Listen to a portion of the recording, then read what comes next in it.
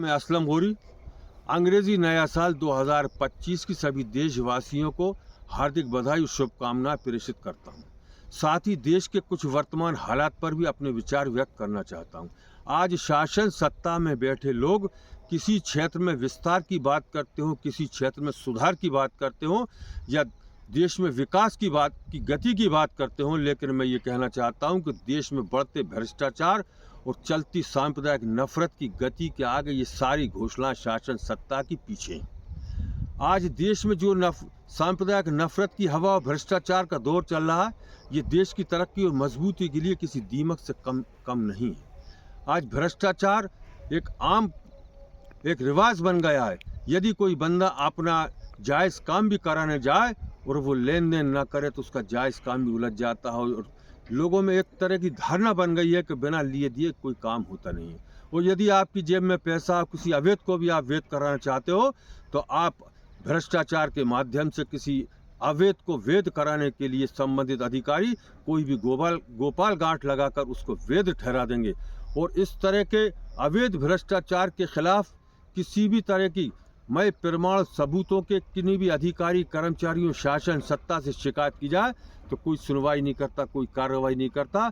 इससे लगता है कि भ्रष्टाचार नीचे से लेकर ऊपर तक इसके तार जुड़े हुए हैं, जो देशवासियों के लिए अच्छा संकेत नहीं।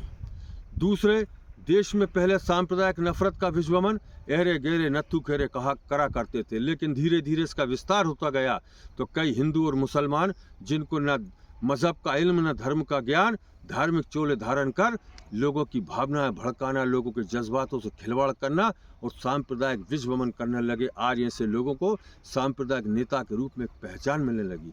आज लोग राजनीतिक दलों के नेता, सांप्रदायिक नेता और धर्म गुरु और उलेमाओं को भी धार्मिक नेता के रूप में संबोधित करने लगे।